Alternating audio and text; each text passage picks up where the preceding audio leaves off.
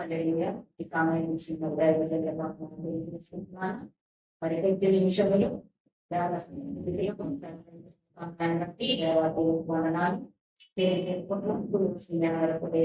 నామములు తెలియజేసుకుంటున్నాను. అపోస్తలుల కార్యము 20వ అధ్యాయము 7 నుంచి 12 వచనములు చదువుతున్నాను.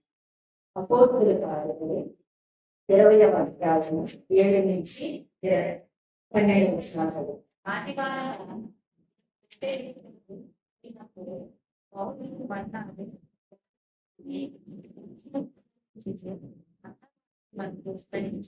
మాట్లాడుచుండే మేము భూమియన్న మేడగా దిగదు నీల దేహం ఉండేది. అప్పుడు ఐదు అన్నాక ఎవరిని ప్రాణనిద్ర పోయి మౌని చాలాసేపు ప్రసంగించుకున్న నిద్రవారం వలన యువతి విధవ స్త్రీకి ఎంత కఠినమైన వారి ఎంతమని అంతగా చదువు చింతకి వచ్చి అసలు వేరే కలిగి చదువుతాను వీరి పక్కన నడుచుకుని చెప్పే అతడు మరణ బయటికి వచ్చి రొట్టె విరిచి ఇచ్చుకొని తెల్లవారు వరకు విస్తారంగా స్నానం బయలుదేరి వారు బ్రతికిన ఆ చిన్నవారిని తీసుకొని వచ్చి అప్పుడు వారికి విశేషమైన ఆదరణ కలిగేది. పరిశుద్ధ వాటిని దీవించి ఆచరించిందాక చిన్న కాలం మహాగంధు మహోన్నతుడైన దేవా నీ పాదాలు వందనాలు స్థితికి స్తోత్రాలు ఎందుకు నన్ను నీ ఉచితమైన ప్రేమను బట్టి కృపను బట్టి నాయన తీసుకున్నారు. ఎవరికి దొరుకుతున్నాయన కొన్ని నిరీక్షిస్తున్నాయన వాటితో పరిచయం చేయడానికి ఇచ్చిన ఈ కృపను బట్టి వందనాలు స్తోత్రాలు చూపించుకుంటూ నా మాటను పాతాలను కట్టి పెట్టి నాయన ఆత్మీయమైన జ్ఞానం నడిపించి కృప చూపించమని ఏ నామములు అడిగి వేడుకుంటున్నాను.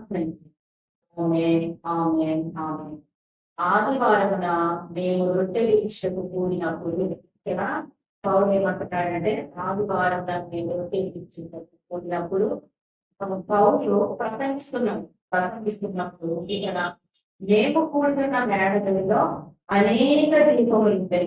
దీపములు అంటే ఏంటి? అనేక దీపములు అంటే ఆత్మలు విశ్వాసులు. మరి సామెతల గ్రంథంలో ఏముంటుందంటే నరుని ఆత్మ యెహోవా పుట్టిన దీపము కనుక మనమందరము కూడా ఆత్మ దృష్టిలో దీపము అనే ఉండాలి. కనుక మేము కూడి ఉన్న మేడగదిలో అనేక దీపములు ఉండేవి. అప్పుడు ఐదుకు అను యవనస్తుడు కిటికీలో కూర్చుండి గాఢ నిద్రపోయి. ఇక్కడ ఎవరు? ఐదుకు ఆ యవనస్తుడి పేరు ఐదుకు. ఆ యవనస్తుడు ఏం చేస్తున్నాడు? మందిరంలో కూర్చొని వాక్యం వింటలేదు, కిటికీలో కూర్చొని మరి వాక్యాన్ని వింటున్నాడు అనమాట. మరి కిటికీలో కూర్చొని అటు ఇటు చూసేది ఎవరు? శాతానికి సంబంధించిన వాళ్ళు అటు ఇటు చూస్తాడు. మరి యోగ దగ్గరికి వచ్చినప్పుడు దేవుడు ఏమన్నాడంటే నువ్వు ఎక్కడి నుంచి వచ్చావంటే నేను అటు ఇటు తిరుగుతూ వచ్చాను భూమి మీదకి అని అంటాడు. కనుక ఈ యవనస్తుడు ఏం చేస్తున్నాడు? కిటికీలో కూర్చున్నాడు. కిటికీలో కూర్చుండి గాఢ నిద్రపోయి ఆ కిటికీలో కూర్చొని అటు కొంచెం వాక్యం వింటున్నాడు, అటు వైపు రోడ్డు వైపు చూస్తున్నాడు, ఇటు సైడ్ చూస్తున్నాడు, ఇలా చూస్తూ ఉంటున్నాడు. కనుక ఆ వాక్యం మీద మరి కాన్సన్ట్రేషన్ అనేది కట్టలేకపోతున్నాడు. కనుక ఏం చేశాడు? గాఢ నిద్రపోయాడు అనమాట. కనుక మనం కూడా మరి మందిరానికి వచ్చినప్పుడే మనకి ఏమవుతుంది? నిద్ర వస్తూ ఉంటది. ఇంట్లో ఏమన్నా కూర్చున్నా అందులో టెలిఫోన్ చూస్తే అసలు కాదు. 1 గంట అయినా 2 అయినా 3 అయినా ఎంతసేపు సెలవు చూస్తూనే ఉంటాం. కానీ దేవుడి వాక్యం వినడానికి వచ్చినప్పుడు దేవుడి వాక్యం చదవాలన్నా, ప్రార్థనలో కూర్చోవాలన్నా, ప్రార్థన చెయ్యాలన్నా మరి ప్రార్థన ఏం చేస్తాడు? ఏమొస్తుంది? పట్టుకుంటాడు. కనుక మనం ఏం చేస్తారు? దేవుడి సంతానానికి రాగానే వారు దేవుని సేవకులు ఏం చెప్తున్నారు, ఏం చేస్తున్నారని వినకుండా ఏం చేస్తారంటే మరి పిలుపులు చూస్తూ ఉంటాం. ఎవరు వచ్చారప్ప, ఎవరు సెల్ఫోన్లు వాడుతున్నారు, వాళ్ళది ఏ కంపెనీ ఇది అని చూస్తూ ఉంటారు. కానీ మరి యవనస్తులైన మరి అందరూ ఏం చేయాలి? దేవుడి సన్నిధానం వచ్చినప్పుడు దేవుడి వాక్యం మీద కాన్సన్ట్రేషన్ ఉండాలి. కనుక సామెతలు 22లో ఉంటుంది. బాలుడు నడవలసిన త్రోవని వాడికి నేర్పము, వాడు పెద్దవాడైనప్పుడు వాటి నుంచి తొలగిపోడు. కనుక చిన్ననాటి నుండే మరి దేవుని భయము భక్తిలో బిడ్డలు పెంచుతూ ఉంటారు. ఎప్పుడైతే అలా పెంచుతూ ఉంటామో వారు ఆ మార్గం నుంచి తొలగిపోరు. మరి ద్వితీయోపదేశకాండము 6వ అధ్యాయంలో అంత చిన్న మాట అంటే మరి బాలపిల్లల వలె మరి మీ పిల్లలకి ఆయన ఆజ్ఞల్ని నేర్పించాలని ఉంటుంది కనుక చిన్ననాటి నుండే పిల్లలు ఏం చేయాలంటే మరి దేవుని వాక్యములు మనల్ని నేర్పించే వారిగా ఉండాలి. అప్పుడు పెద్దవారినప్పుడు మరి యవనస్తులైనప్పుడు వారి దారిని తొలగిపోరు కనుక ఆ యొక్క మార్గంలో నడుచుకుంటూ వెళుతూ ఉంటారన్నమాట. కనుక యవనస్తులు దేవుని అనడానికి వచ్చినప్పుడు దేవుని వాక్యం మీద సేవకులు ఏం చెప్తున్నారో అవి రాసుకుంటూ దేవుని మీద మరి వారి దృష్టి అంతా దేవుని మీద దేవుని వాక్యం మీద మరి దృష్టి పెట్టే వారిగా ఉండాలి. ఇక్కడ అయితే ఏం చేస్తున్నాడు? గాఢ నిద్రపోతున్నాడు. మరి గాఢ నిద్ర మరి సాతానికి సాదృశ్యంగా ఉంటుంది. మరి స్వామితుల గ్రంథం 19:15లో ఏమంటుందంటే సోమరితనము గాఢ నిద్రలో పడవేయను. ఈనాడు చాలా మంది యవనస్తులు ఏం చేస్తున్నారంటే రాత్రంతా మెలకువగా ఉండి పొద్దున 11 12 లేవరు. ఎందుకంటే ఉదయమే లేవకపోతే అందుకే ఉదయమున నీ కృపతో నేను నిన్ను ఎదుర్కొని ఉంటానని మరి భక్తుడు చెప్తున్నట్లుగా మనం వేకుజామునే లేచి మరి దావీదు ఏం చేశాడు?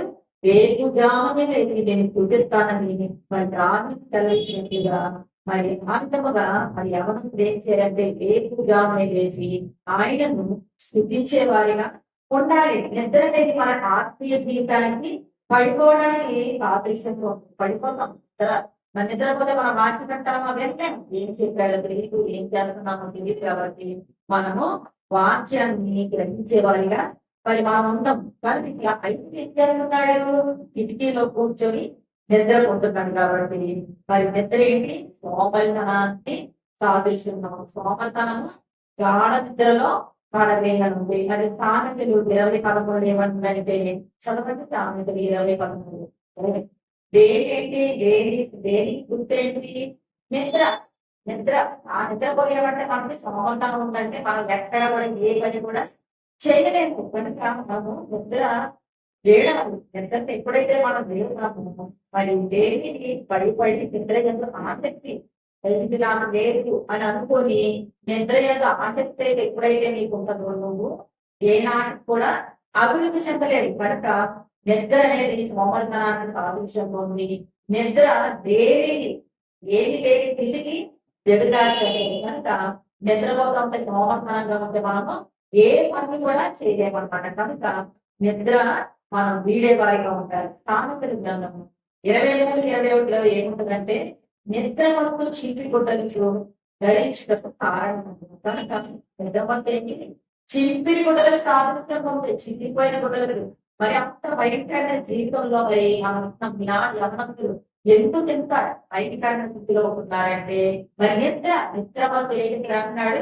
చింపిరి గుడ్డలకు సాదృశ్యంగా ఉంది. మన జీవితాలు మరి అలాగే ఉంటున్నాయి. మరి యవనస్తులు దేనికి జాబి ఆయన సన్నిధానాన్ని వెతకాలి, ఆయన కృపను వెతకాలి. ఎప్పుడైతే మనం వెతుకుతూ ఉంటామో ఆయన మాటల మీద మనం ఉచ్చరిస్తామో మనము ఆశీర్వదించబడే వారిగా మనం ఉంటామన్నమాట. కనుక మనము నిద్ర మత్తు గల మనసును తీసిపెట్టే వారిగా ఉండాలి. రోమ పత్రిక 11:8 చదువు. ఇది విషయమై నేటి వరకు దేవుడు వారి నిద్ర భక్తుల మనసును చూడలేని గుండెలను వినలేని చెవులు ఇచ్చి ఉన్నాయని రాయలేదు. హల్లెలూయా. మరి నిద్రమత్తు గల మనసు ఇచ్చాడు. ఎందుకు? ఆయన వాక్యాన్ని ధ్యానించే వారిగా ఉండలేదు. ఆయన ప్రార్థనలో వెలుగు జీవితం కలిగి మరి జీవించట్లేదు కనుక వారికి ఏం చేశాడు? నిద్రమత్తు గల ఆత్మనిచ్చి నెలనేరకున్నట్టు ఆయన చెవులు మూసుకుని ఉంటున్నాడు అన్నమాట. కనుక ఆత్మీయ జీవితంలో నిద్ర అనేది ఉండకూడదు. ఆత్మీయ జీవితం అంత పక్కకు బతుకుతూనే ఉండాలి. కనుక ఆత్మీయ జీవితంలో మనము ఆరిపోయే వారిగా ఉండకూడదు. ఆత్మీయ జీవితంలో ఆరిపోవడం అంటే సోమరితనం ఉండడం వలన మనం ఎందుకు కూడా పనికి రాకుండా అయిపోతూ ఉంటాం అన్నమాట. కనుక మనము ముందుగా మరి ఐదుకు ఏముంది?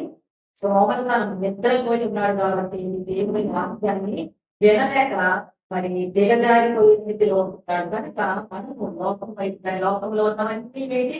లోకాశ, శరీరాశ, నేత్రాశ ఇవి తండ్రి వల్ల పుట్టినవి కావు. కనుక మనము వెలుగు సంబంధులు కలిగి ఉంటారు, వాక్యంలో నిలిచి ఉండే వారిగా ఉంటారు, నిద్రమతులు విడిచే వారిగా మరి మనం ఉండాలన్నమాట. ఎప్పుడైతే మనం అలా ఉంటామో మన దేవునితో ఆత్మీయ స్థితిలోకి మనము నిరంతరం వర్తిల్లే వారిగా ఉంటామన్నమాట. కనుక నెలకు లోకల్ వార్త 21:36 ఏమంటుందంటే మెలకువగా ఉండి ప్రార్థన చేయండి అంటది. కనుక మనము మెలకువగా ఉండి ప్రార్థన చేసే వారిగా ఉండాలి. సోమరి పొద్దుల వారి నిద్రపోయి ప్రార్థన చేసేవారు పనులన్నీ చేసుకుంటారు యవనంతులు. ఇది ప్రార్థన అంటే అప్పుడు నిరంతరం ప్రార్థనలో కూర్చోదు. కానీ 2 ఒంటి గంటలైనా సరే మరి తెల్లపోత మాత్రం వదిలిపెట్టకుండానే మరి ఎంతసేపు అయినా నిద్ర మేలుకొని చూస్తూ ఉంటారు. ఉదయమే లేవరు కనుక భయంకరమైన మరి అపవాద క్రియలో పడిపోతూ ఉంటున్నారు అన్నమాట. కనుక నిద్రమత్తు గల మనసుకు మనము దూరపరిచే వారిగా ఉండాలి. కనుక మెలకువగా ఉండాలి. కనుక ఇంకోటి ఏంటంటే లోకాలు వార్త 22:47లో మీరు శోధనలో ప్రవేశింపకుండాట్లు మెలకువగా ఉండి ప్రార్థన చేయాలి. ఈ రోజున ప్రతి యవనస్తుడికి శోధనలు ఎక్కువ. ఆ శోధన చేయించాలంటే మనం ఏం చేయాలి? ప్రార్థన చేసే వారిగా ఉండాలి. మరి యోసేపు ఎంతో శోధనకి ఆ శోధన నుంచి మరి దూరంగా వెళ్ళిపోయాడు. పాపము నుంచి దూరంగా వెళ్ళిపోయాడు. మరి ఎవరి బిడ్డలైనా మరి మీరు కూడా ఏం చేయాలి? పాపానికి దూరంగా వెళ్ళిపోవాలంటే ఏం చేయాలి? శోధనలో పడకుండా మెలకుగా ఉండి ప్రార్థన చేసే వారిగా ఉండాలి. మరి మన ఆత్మీయ స్థితిని అంతకంతకు అభివృద్ధి చేసుకునే వారిగా ఉండాలి. మొదటిగా ఏం చేశాడు? 5 గాఢ నిద్రపోయాడు అనమాట. తర్వాత రెండవది ఏంటంటే 3వ అంతస్తు నుండి క్రిందకి పడి చనిపోయిన వాడే ఎత్తబడి. 3వ అంతస్తు 3 ఇక్కడ 3వ అంతస్తు అంటే ఏంటి? ఆత్మీయమైన జీవితంలో మనం పడిపోయే వారికి ఉంటాం. తండ్రి కుమార పరిశుద్ధాత్మ మనము ఎదిగే వారిగా ఉండాలి. మరి బాప్తిజం తీసుకున్నప్పుడు ఏమంటారు? తండ్రి కుమార పరిశుద్ధాత్మలు మీకు బాప్తిజం ఇస్తున్నాను. కనుక మనము మరి ఈ 3 అంతస్తుల్లో మనము ఎక్కే వారిగా ఉండాలి. ఎప్పుడు దిగువ ఉండే వారిగా ఉండకూడదు. మనం పైకి ఎక్కే వారిగా మన ఆత్మీయ స్థితిలో 3వ అంతస్తులో ఉండాలి. పరిశుద్ధాత్మ సహవాసము కలిగిన వాళ్ళమై మనం ఎప్పుడైతే ఉంటామో దేవుడు మనల్ని ఆచరిస్తాడు. కనుక ఈ 3 అనుభవాలు మనం కలిగి ఉండాలి. ఆత్మలో మనం తీవ్రత కలిగిన వారమై ఉండాలి. మనం ఏం చేయాలి? ఆత్మలో తీవ్రత ఉండాలి, ప్రార్థనలో తీవ్రత ఉండాలి, వాక్యంలో తీవ్రత ఉండాలి. మరి సేవకు చెప్పినప్పుడే వెంటనే చదువుతూ ఉండాలి. కొంతమంది ఏం చేస్తారు? పొద్దులు కార్యాలంటే పాత నిబంధనలు చూస్తారు. ఏంటి అంటే కొత్త నిబంధనలు చూస్తారు. అలా చూస్తూ ఉంటారు. అలా కాదు, మనం ఇవన్నీ కూడా నేర్చుకునే వారిగా మరి మనం ఉండాలి. కనుక 3వ అంతస్తు పరిశుద్ధాత్మలో మనము దినదినము అభివృద్ధి పొందే వారిగా మన ఆత్మీయ స్థితిలో పడిపోకుండా మనం దినదినం ఏం చేయాలి? అభివృద్ధి పరచుకోవాలి. మన ఆత్మీయ స్థితి ఉన్నతంగా ఉండాలి. 3వ అంతస్తులు కూడా ఎప్పుడు క్రింది అంతస్తులు మనము అంతకంతకు అభివృద్ధి చెందే వారిగా ఉండాలి. మన విశ్వాసాన్ని అంతకంతకు మనం ఏం చేయాలి? అభివృద్ధి చెందుకునే వారిగా ఉండాలి.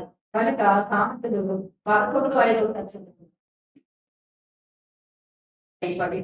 పడిపోయే వాడిగా ఉన్నాడు కాబట్టి సమస్తాన్ని పోగొట్టుకున్నాడు. ఆయన దేవుని కృపను బట్టి వారిని లేవగలిగినాడు. చదవండి. యథార్థవంతులనేది వారి మార్గమును సరాలము చేయదు. భక్తిహీనుడు తన భక్తిహీనత చేతనే పడిపోడు. తన భక్తిహీనత చేత పడిపోతారు. ఇప్పుడు ఈ 5 ఏం చేశాడు? భక్తి లేదు కాబట్టి మరి దేవుని మందిరానికి వచ్చి ఆ స్థితిలో కూర్చుంటే అటు చూస్తున్నాడు కాబట్టి భక్తిహీన స్థితిలో మరి లేడు. దేవుని మందిరానికి వచ్చినప్పుడు ముందుగా కూర్చొని పాటలు పాడేవారిగా, వాక్యాలు చదివే వారిగా ఉండాలి. ఎప్పుడైతే అలా ఉంటారు మరి దేవుడు మరి హృదయాన్ని దేవుడు మరి సమయం చిన్ననాటి నుండే మరి దేవి సన్నిధానంలో ఉండి ఎంతగానో మరి ఆశీర్వదించబడ్డాడు. ఒక దీర్ఘ దృష్టిగా మనం ప్రవక్తగా మరి ఆశీర్వదించబడ్డాడు. మరి మీరు కూడా మరి ఎవరికడరు మరి దేవి సన్నిధానం ఉండాలంటే మరి ఆయన సన్నిధానంలోకి వచ్చినప్పుడు మరి సేవకులు ఏం చెప్తున్నారు, ఏం చేయమంటున్నారు, ముందుగా కూడా మందిర పరిచయం చేసే వారిగా ఉంటారు. ఎవరికడలు ఏం చేయాలి? మందిర పరిచయం చేసే వారిగా ఉంటారు. సేవకుడికి పరిచయం చేసే ఉంటారు. మరి సమయానికి పరిచయం చేసే వాడికి ఉంటాడు.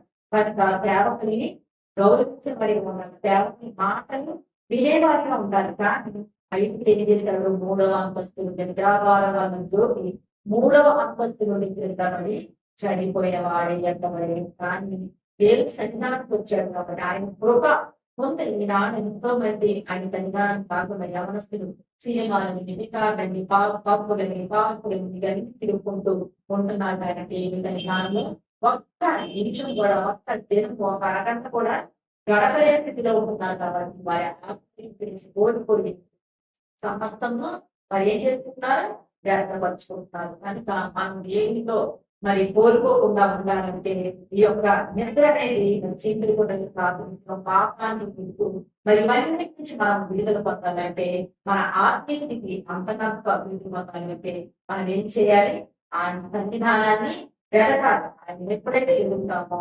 ఆయన ఎప్పుడైతే ఎదుగుతామో కలిగి ఉంటామో చిన్ననాటి నుండే మరి ఆయన ఆజ్ఞల్ని పాటిస్తూ ఆయనలో మనం ఎప్పుడైతే నిలిచి ఉంటామో దేవుడు మనం చేస్తాడు అంతకంతకు ఆశీర్వదించే దేవుడు కనుక మన ఆత్మీయ స్థితిలో మనం పడిపోకుండా మన ఆత్మీయ స్థితి ఏం చేయాలి చిన్ననాటి నుండే అభివృద్ధి చేసుకుంటూ ఉండాలి కనుక మరి సామెతలుగా చెప్పాను కదా వారు నడవలసిన ద్రోవను వాడు మేపుము వాడు పెద్దవాడైనప్పుడు వాటి నుండి తొలగిపోవడం కనుక పెద్దల వాడిన కుమారుడు తండ్రికి విరోధం కనుక మనము కోపం వచ్చినప్పుడు మన పిల్లలను గద్దించే వారిని ఉంటారు ఎప్పుడైతే మనం మన బిడ్డలు ప్రేమిస్తామో మనము గర్తించినప్పుడు వారు లోపడతారు మన వల్ల వదిలేద్దామంటే వారు దానిని మరి గ్రహించలేకుండా చిన్న మా తల్లిదండ్రులు ఏమంటలేదు మమ్మల్ని ఎవరేమంటలేదని వారు ఉత్సాహకరంగా జీవించే పనిగా ఉంటారు కనుక మనం ఎంత ప్రేమ పెట్టాలో అంతగాని ప్రేమించాలి దేవుడి సన్నిధి దేవుడి సన్నిధానానికి పంపేవారిగా ఉండాలి కనుక నలుగురి ఆత్మ ఎక్కువ దేవుడు దేవుడే ఎవరి కాలమందు ఆయనలో మనము వెలుగుచుండాలి ఎలాగాలి దీపాలు మరి యోగానేంటి వెలుగుచుంటూ దీపమై ఉన్నాడు ఆయన కనుక మనం కూడా ఎవరి కాలమందు అనేకులు వెలిగించే వారు ఉండాలి కనుక మరి యోగాను కూడా అనేకుడికి వెలిగించాడు వెలిగించి దీపమై ఉన్నట్టు మనం కూడా ఎవరి కాలంలో మరి మనం కాలేజీప్పుడు ఆయన సువార్తను ప్రకటించే వారుగా ఉండాలి ఎప్పుడైతే మనం ప్రకటించి మరి ఉంటాము ఒక్క ఆత్మైన మనం చెప్పపోయినా మరి వాళ్ళు వినినా వినకపోయినా మరి దేవుడు మరి చూస్తాడు ఒక్క ఆత్మైన నా యొక్క సువార్త చెప్పింది అని దేవుడు మరి వింటూ ఉంటాడు కాబట్టి మనం సువార్త చెప్పేవారుగా ఉండాలి దేవుని వైపు కొంతమందిని దీపములు మరి అనేక దీపములు ఎలాగైతే ఉన్నాయో మరి మనం కూడా అనేకులను వెలిగించి మరి ఆయన సన్నిధానానికి ఎవరి బిడ్డలు నడిపించే వాళ్ళగా మరి మనం ఉండాలి దేవుడు మరి కొద్ది మాటల్ని దేవుడు వెలిగిలో దీవించి ఆశీర్వదించిన ఆమె